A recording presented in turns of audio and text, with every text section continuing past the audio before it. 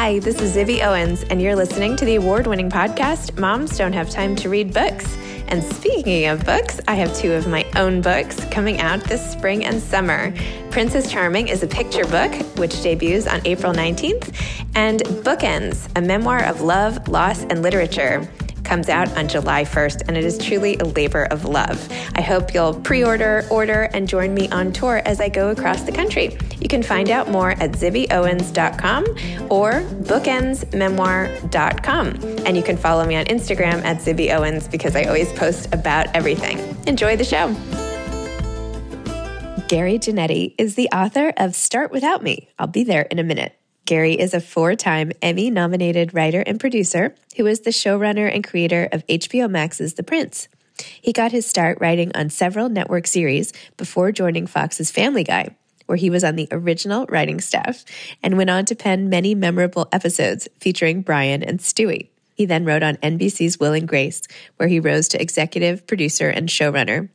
Janetti also created, executive produced, and wrote all episodes for the ITV PBS British sitcom Vicious, starring Sir Ian McKellen and Sir Derek Jacobi.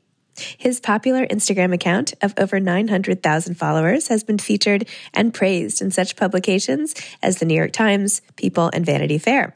Janetti's first book, Do You Mind If I Cancel?, became an instant New York Times bestseller. He lives in Los Angeles with his husband, TV personality and fashion expert Brad Goreski. You can follow him on Instagram and Twitter at Gary Janetti. Welcome, Gary. Thank you so much for coming on Moms Don't Have Time to Read Books. Thanks, Zibby. I'm really happy to be here. Oh, as I was just saying to you, I literally just recommended your book on Good Day LA as a book to laugh out loud. So I am a huge fan of the book and of your writing in general. So thank you. I really appreciate that. And yeah, thanks for the shout out. Also, so I had the PDF of your book on my phone, and we were stuck in traffic last night going to this book launch event in Brooklyn with like a lot of people on my team, and everybody was like getting, tired of being in the, and I was like, you guys, I'm going to read Gary Janetti's book to you out loud. How did it go? It was so great.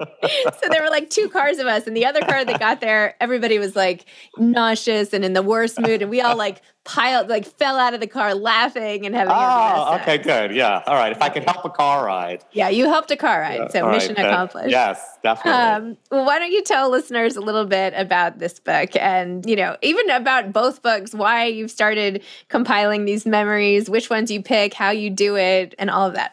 It kind of happened just by happenstance. I met with James Amelia, who is my editor now, and he asked if off of my Instagram his popularity. He was like, would you ever be interested in doing a book? And I had actually been thinking about doing a book. I had always wanted to do it. As you could tell, when you read them, I talk about how I see myself as a writer. I'm making air quotes if you're just listening. But I don't actually, write. So I had this romantic idea of it that existed, not based in any kind of reality. But that was something that I felt like, okay, I'm going to, I don't know what it's going to be, but this is something I've been wanting to do. I started off wanting to do it. And now, I'm assuming the universe is telling me that now I'll use Instagram as the universe is telling me that now is the time. So Zibby, I didn't know what I was going to do when I started. I had an idea. I just knew I wanted to do short essays. And because I've written in sitcoms for so many years, I kind of like to do things economically. So the essays are kind of, I've compacted my life into very tidy little, chapters. But I just thought of what are the things that I still remember. And at this point in my life, when you're kind of 50, I'll call myself 50 generously, and you have enough to look back on.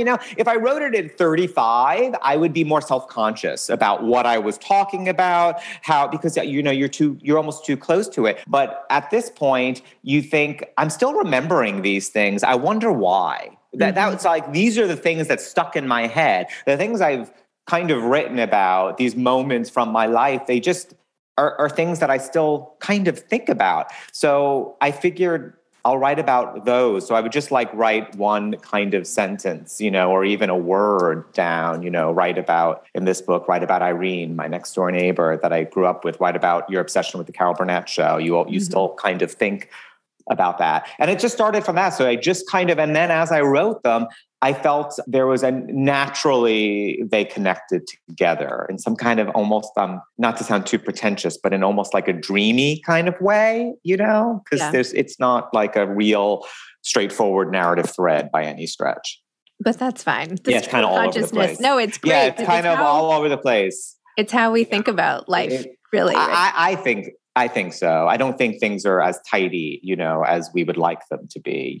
We kind of don't know, we jump from one thought to the next and one thing connects us to the other. And then we forget our original thought and then we go all the way back to it maybe, or, I love how, so I'm 45. So I got like all the references to. Oh, good. All right. Yeah. Life. But I like how you're constantly like telling the younger reader, you're like, even things like when you talk about like the pen pals, like I totally made pen pal friendships. I had a pen pal from Paris who I met in Jamaica. We were pen pals for like 2 years. And every time that like airmail paper came in, I was like, oh my gosh. Exciting. Now, of course, I didn't visit her like you in your story, which is so funny. Yeah, I know. I did. And it was actually probably in real life a little bit even more painful than oh my gosh. it was in writing about. But yeah, another thing that because my dad worked for a cruise line. So I talk about, how much that impacted my life and how many cruises we went on. Yes. And this older woman, once we became pen pals. And the excitement of that relationship of getting letters and passing letters in the mail that are just, really, I don't know, what we were writing about actually, because I was a kid and she was a married woman, but it was all very, You said at weird. one point, it was like just one conversation painfully drawn out over 6 months. 6 months over at 10 years. It was like that, it was, the slowest conversation drips coming through the mail, and even how you point out in so many instances, but wait, why were they hanging out with me? You don't think about it until you're older. What was the 25-year-old couple doing with a 15-year-old boy or whatever? Yeah, I think part of it too was I always kind of was more comfortable around older people. It wasn't like they sought me out. I sought out, people that were older. So I think there should be a whole, I don't know, social network of old souls. I identify as an old soul, you're an old soul. Too. There are all these old souls out there where I was at these 7th grade sleepovers, and I was literally reading my book with the mom in the other room, just being okay. Yeah, I was always reading. I read Mommy Dearest when I was a kid. I read everything. I read the books my mother read too. They were around, whatever bestsellers were there. I just picked them up. Nobody ever. The Amityville Horror, I think I was 10. I don't know. Nobody ever said that's not appropriate for you. They might have rolled their eyes. Nobody was paying that much attention. Yes. My mother wasn't looking like what you were reading. I had a book. Right. It was it didn't really, whatever the book was. But yeah, it was always, there wasn't anything called young adult fiction at the time. True. There was little kids and then there was, full on adults. Yeah. So yeah, which was kind of nice. I just skipped ahead. Totally. I went straight to Judith Krantz from Judy Blume to Judith Krantz. Judy Blume. Yes. Judy Blume. They passed that book around. Was it Forever or something? Yeah. Yeah. I know. So funny. And you also do talk, by the way, your sister was the most hilarious character, how you talked about her. And you were it's not so easy being a gay boy in Queens, Maria, and anyway, I don't know. I'm this probably is making no sense to anyone listening. I'm just talking about the funniest parts, but it was just so funny how you developed that and your family and how you feel even now, going back and all of that. Anyway, how do people in your life tend to feel being written about? We haven't talked that much, about it. They've just recently read this book, but I think they all like it. Everybody understands. For me, it's different for everybody, obviously, but I'm looking for a way, for the most part, to celebrate the people that have been in my life in it, not to kind of bring anybody to task about any past grievances that I'm now going to settle in this. Certainly with my family, there are other people those people I changed their names and they're not usually, in my life anymore. But for the most part, yeah, it's I want to be able to celebrate the things that I have found in them that I love about them and stuff. And it's kind of, so I'm hoping that people sense that. I love it. That's so great. How did you go from Queens, like feeling so frustrated, Wizard of Oz boy, roaming the streets in Venice, to the sitcom part of your life? In my first book, plug for first book, Do You Mind If I Cancel, now out in paperback, but I talk about, I work at the Paramount Hotel as a bellman in it for 2 chapters. And I'm like 28 years old and I'm in terrible debt. And, I kept living, I just couldn't make enough to pay for what, I look at young people going to restaurants now and I only think, how do they afford this? Like, I'm looking at the prices. I'm like, there were cheap restaurants when I was in my 20s. Now everybody wants to go to all the restaurants they see in The Infatuation and Eater and on Instagram. And it's expensive. Like it's $100 a person. Yeah. I'm like, I would be mentally like, I would have a $20 bill in my pocket and thinking like, if I spend this whole $20 on dinner, I'm like, I'm not going to be eating much tomorrow, like that. And I would have to, it was always in my head. So yeah, I'd gotten myself in like bad trouble of being in debt and working in the hotel. And I'm like, at 28, you're like, you can see 30. And I felt like, what am I doing? Like I'm waiting for something to happen to me. And like, it doesn't work like that. I would work at this hotel thinking I was going to be, discovered. I made air quotes again, like Lana Turner in the drugstore for those of us, who can remember. I'm too young for Lana Turner, but Google it. Anyway, yeah, somebody just be plucked out of obscurity. I thought that, I'd be discovered working in this hotel and somebody would say, I see something inside you. You'd be a terrific actor on All My Children, or you'd be a wonderful writer for, Vanity Fair. Like would you have a short story? I work for the New Yorker. It was like, and my job was to just be like, have humility and be like, I actually do, and that's how it was going to happen. And I had this kind of epiphany at one day working there where I checked in actually somebody who I went to school with, and I had carried his bags up to the room and he tried to give me a tip. And it was just like, I was just like, what's happened? I don't want to be here. Like, I need to fix this. And I moved to LA. I quit and I moved to LA. A couple of months, I was already living in LA a few months later, and I was teaching myself how to write for TV. I had been talking about writing that I was going to write for so long, and I was like, you have to do it now. Mm-hmm. And, nobody's coming to you, you idiot. Nobody's finding you here. Nobody's looking for you. Nobody should care about your career and your future more than you do. Mm-hmm. Like, why would a stranger care more than I care? That made it all kind of, clicked into place. So I just moved to LA shortly thereafter and I started writing and teaching myself. There was no internet, sadly. It sounds so strange to say that, but I mean, I'm sure it was, in huge, bigger kind of internet-y kind of thing, but there was no Google.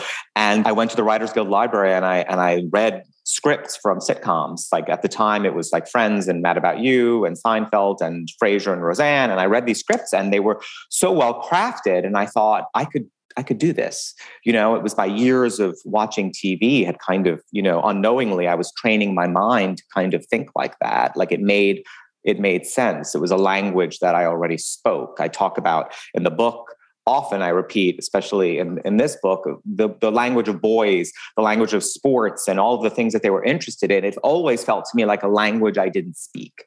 I could pretend, like I pick up phrases. It's like I go to France and I can order, that's what it was like. I was in France, all the time, not speaking the language. And when I finally went to the Writers Guild Library and I read these sitcom scripts, I was like, this is a language I speak and I didn't know it, in a way. I mean, even then I couldn't really articulate it like I can now looking back. So I just started doing it. I just started writing it and I was focused. I was laser focused on I am going to make this happen. It was a switch went off and it never, once I started writing, I haven't stopped, since, it was a big, kind of wake up call. And I was fortunate that a few months after I moved to LA, I got a job writing on a sitcom. I had written, I was literally I went from waiting for everything to happen to making everything happen, overnight, which also is my advice to any young people. And I think I write about that in my first book a lot. And you say,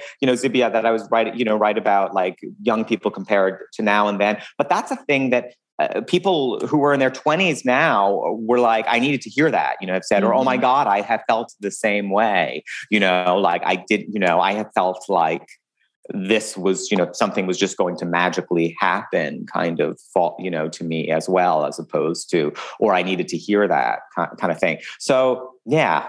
Anyway, did that answer your question? I kind of went all over the place. I don't even care. I just love listening. It's great. Yes. And that did answer my question. And okay, I stuck a few other answers in there too. Yeah, great. You just two other unasked questions. Pile them in. You're funny in this book about Instagram and how you said something about it's like having milk in the fridge. Like just because you see it a few times a day doesn't mean you're friends. Yeah, it's like you're people on Instagram. Right. You said it in such a better way. But here you are with this massive following, and you're so, clever in the way you use the platform. Just tell me about that. How. Because your captions are often very short. The pictures, it could have just been Twitter. It's also Instagram. How did you decide, I'm going to master these mediums and tap into this whole thing and all the stuff with the royal family and you've just sort of hit it spot on. Was it just luck or just, I don't know. Tell me about that. It wasn't like it wasn't like I made a decision I'm going to become a thing on Instagram. You can't kind of, make that decision because it doesn't quite work out the way you kind of think it is. I just wanted to, what I like about social media, we all know the negative things about it. There are lots of, negative things, but there's also a lot of positives, and it's a way to kind of connect with people. And for me, I wanted to do something different on it. I was like, well, I like to, zig when everybody's zagging. I like to do the thing that people aren't doing. So I'm not interested in sharing my personal life, although there are bits, I guess, of it through my husband, Brad, and mostly on his. But it's not about my personal life. It's about, kind of just, I thought of it as a little TV show. I'm like, I wonder if I can use Instagram and make it kind of my own, show and just do it's like the anti-Instagram almost, people are posting inspirational posts and quotes. I'll turn that kind of inside out because, I find that it's so trite and meaningless. And it's like, what's a way to kind of that I can contribute to this and I have something to say and I can use it for that. And I wonder if people will respond to that. And then when I started doing memes with Prince George, I think, and then I started developing a personality for him and started pushing how far you can go on the platform to kind of create I was treating it like it was a TV show, a whole little kind of universe. And gradually, I think people started coming aboard. It was it's you find people who have a shared sensibility. Do you know what I mean? So for the most part, you gather people who kind of share your outlook, as it were, a bit. But it happened totally organically. But I did intend to do my own thing. I was like, I want to do my own thing. Also, when you write for television and for so long, and when I started Instagram, it was before the books, for something to go from my head, for you to see it on TV, is a lot of steps. It's painstaking. It's a lot. And oftentimes it does not make it there along the way. There are notes and there's feedbacks and there are rewrites and there are so many things and there are months that go by and then you kind of watch it. You're like, but this was an opportunity to have something in my head and now I put it out and it's right in the audience in a second and it gets a response, and it's satisfying. Also, it can be satisfying in that way creatively. Yes. There's nothing like the immediacy. Test out this thing. Exactly. Yeah. It's great. It's totally. That didn't work at all. Okay. No, yeah. They can't all be gems. Yeah. So what are you working on now? Now, just for the most part, kind of working on the book, taking the book out into the world. And after having spent so much time, writing it, even though it's short. I look at it, I'm like, it's so short, yet it took so long. People are like, I finished it in a night. I'm like, a night. I wish I could have written it in a night. So I'll be going on book tour. So I'll be taking that around and then kind of seeing what it is that I want to do next. That's awesome. Wait, so how long did it take to write? 8 months. Yeah, that's not bad for a book, by the way. Yeah. Okay. Thanks. I'm Yeah. I mean, serious. So like many also, people- it's not that, it's not that long. So, it's like, it's my everything is my attention span. I like a book either to be this length or 3,000 pages. Like it needs to be one or the other. If something is like 380 pages, I'm like, 400 pages. Like, but if you tell me it's like 1,500 pages, I'm like, let me see. It's like one extreme or the other. I totally get it. It's like I'd rather watch a movie that's 90 minutes or 1 hour episodes of The Crown. But if the movie's 2.5 hours, I'm like, no. I know. It's so crazy. None of our consumption patterns make any sense anymore. No sense. No sense. Well, okay. So seriously, if somebody's trying to write about their life and they want, let's say somebody thinks they're funny, but who knows if they are or not. What do they do next? Like, is it worth trying? what medium do you like best? Like, what advice do you have for them? First of all, you should never think you're funny. So, I don't think finally I'm like, I can be funny is what I have my moments, when I'm funny. And then I have many moments when I'm not. I always, feel like I never tell anybody it's like comedy, like I'm a comedy writer. It's like, you can decide whether or not it's comedy. I'll just leave off the adjective and say writer. So it's so subjective, right? But I would say if they were interested in writing, are you saying if they think, okay, so I think I have something, I think I'm funny and I would like to write. Yeah. Is that the general kind of thing?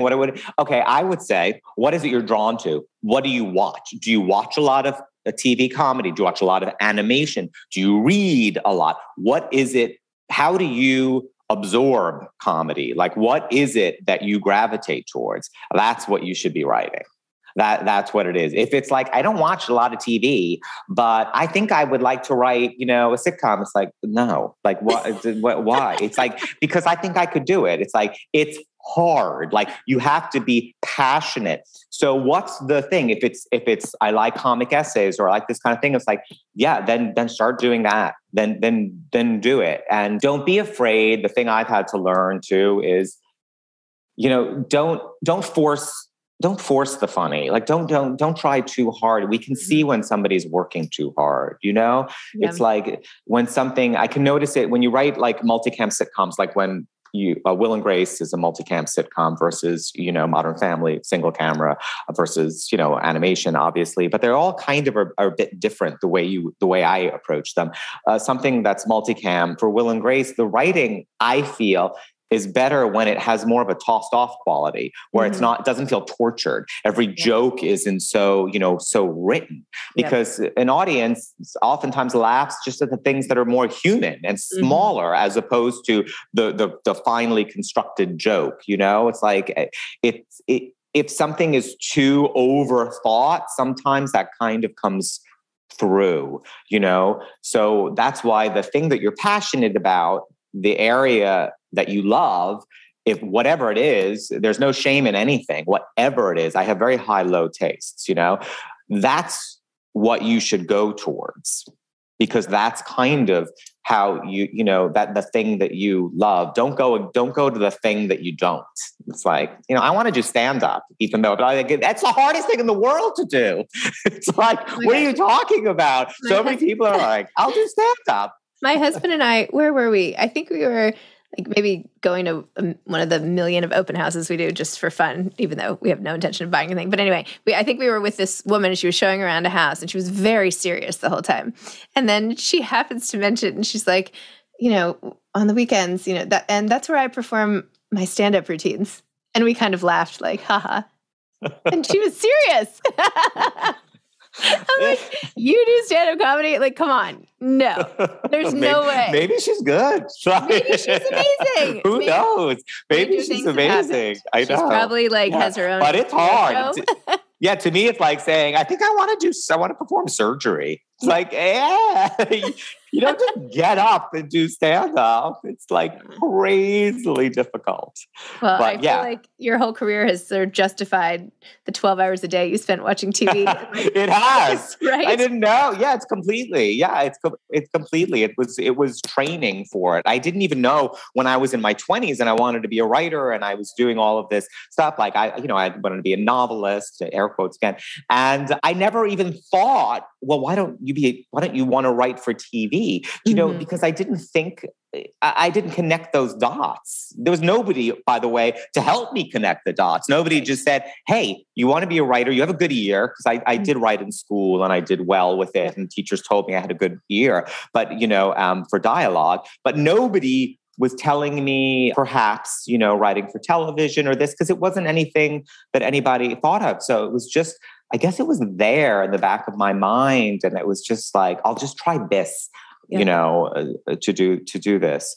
So and I had no idea that I was, as a doing parent, so much preparation for it. So I have 4 kids and I used to have these very stringent time restrictions on everything. But I keep interviewing people like you, or I read about Simone Biles, who's I sat and watched gymnastics for videos for 4 hours a day. And I'm maybe she wouldn't have been Simone Biles if her mom would have been you can only watch 30 minutes a day. You're right, by the way. You wouldn't be a sitcom writer if you had only watched 30 minutes a day. I'm telling you, no, I definitely, I'm not, this is not to advocate for parents leaving their children in front of the TV for, 12 hours, which is about how much I watched it like it was my job. I mean, it was I had, but it was, I also was engaging with it in a weird way. I was a lonely kid and it was more than a lifeline. It was, it activated kind of something in me, my imagination in a way.